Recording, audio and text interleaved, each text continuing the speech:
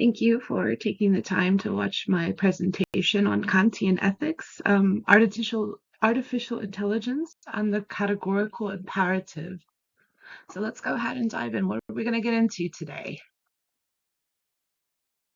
So, what are the topics we're covering? So, we'll have an introduction about Kant, talk about some of the key terms and concepts, and look at a praxis case where we talk about a moral scenario, and then follow it up with a short summary and references in case you want to look further into the topic.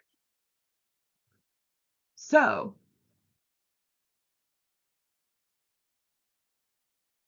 let me introduce you to Immanuel Kant, a man who was so punctual that the townspeople reportedly could set their clocks by his daily walks.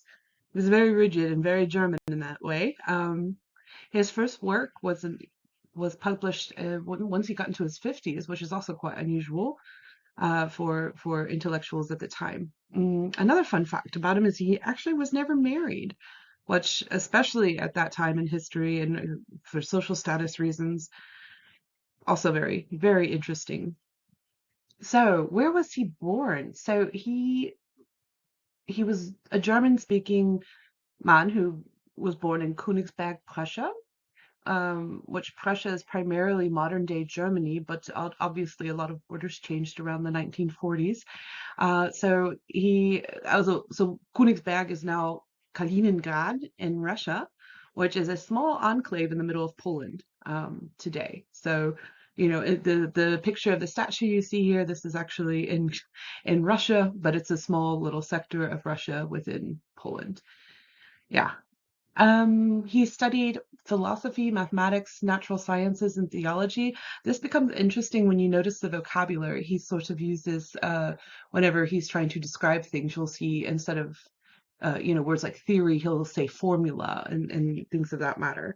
So he was renowned for developing the categorical imperative, of course, which we'll talk about in depth today, but also just for being a titan of enlightenment and thought, for emphasizing reason, autonomy, and moral duty. Key concepts we should understand whenever we're going to talk about Kant's categorical imperative. As I work in IT, I love a good flowchart. So on the left, we have sort of a good, quick visual representation of what we need to evaluate whenever we're talking about Kantian ethics. So at the top, we've got what is the action? What is the maxim? Can it be universalized? When yes, then the maxim is a duty and the action is moral. When it's not, then the maxim is not a duty and the action is not moral. So this is just a quick, easy way to sort of figure out if this sort of passes Kant's test for being moral. I'm going to take a quick linguistic detour now because Kant wrote in German and I happen to speak German too. So, well, I've spent quite a bit of time reading the German text and then sort of comparing it to the English text and thinking about some of the value that I might add to the conversation. So, in English, our textbook said that a maxim is a personal rule or a general principle that underlies a particular action. Whereas when I was reading about it in German, it was more a principle of volition.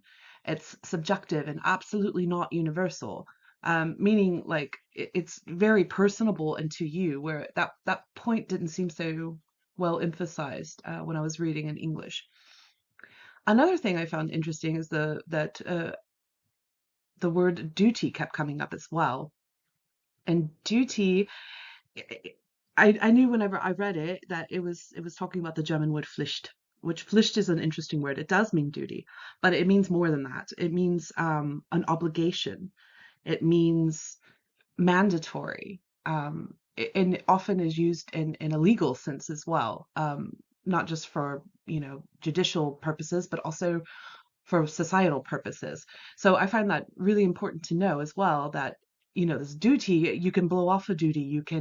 A duty could also just be a responsibility, but you don't have to take responsibility. You can ignore your responsibilities.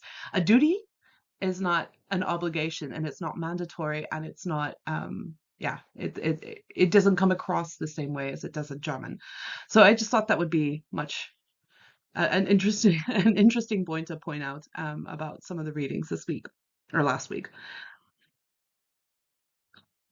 Just generally speaking, German is a very exact language. There's a word for everything, and if we don't have a word for it, we throw three words together, and we can have an entire concept in a single word.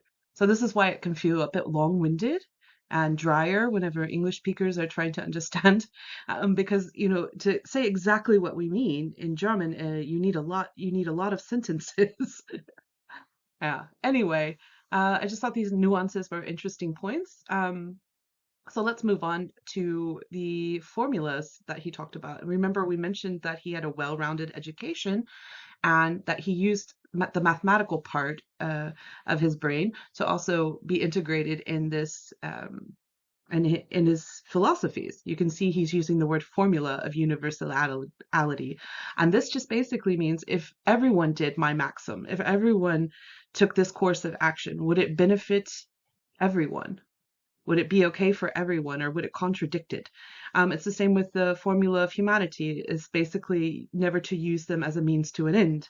And the formula of autonomy, if you want to act in a way where it's universal law through all of its maxims, as like again, this like universal law is tying into tying into this concept of Pflicht or duty as it was translated.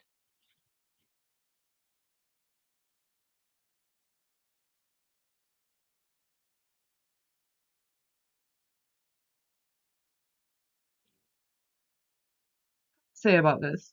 What would Kant say? He would say, my maxim is if I'm assigned a task, I will allow AI to complete it rather than learning and doing it myself. That would be the maxim.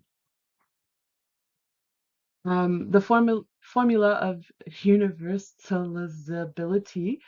If everyone relies on AI to complete their assignments, there's no point to developing any kind of skill. I would be quite ludicrous, and assignments lose all of their meaning and the education deteriorates. And long term, we move over to the long term side of things, of the formula of humanity.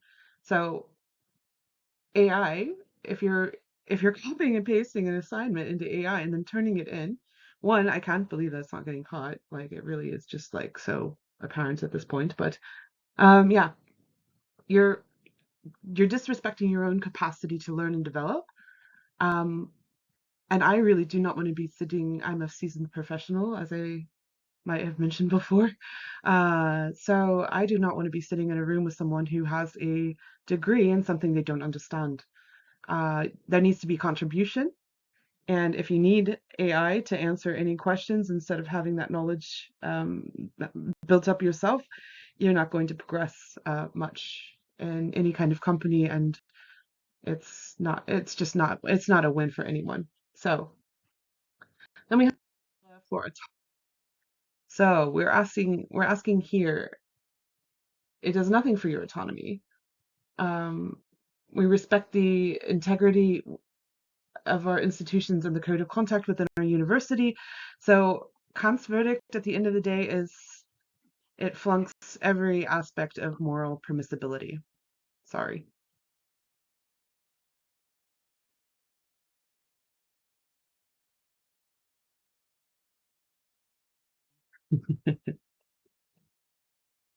Once again, I brought up the Pflicht thing here in German because I think it's important to really understand. The categorical imperative places significant importance on integrity and duty. So remember, in German, it's actually Pflicht, which means obligation and mandatory. So using AI to do your assignments is a violation of one's obligation to engage sincerely in learning and, of course, your moral permissibility under the categorical imperative. So, yeah, thank you very much for your attention. Um, I hope that you learned a thing or two, and I can leave with a dad joke. What would Kant say? Probably something profound and very German. It would probably say Pflicht bleibt Pflicht, auch wenn es unbequem ist, which means obligation is an obligation, even if it's uncomfortable. So Yes, and on my final slide, I have my references if you would like to check them out and learn a bit further. Thank you very much.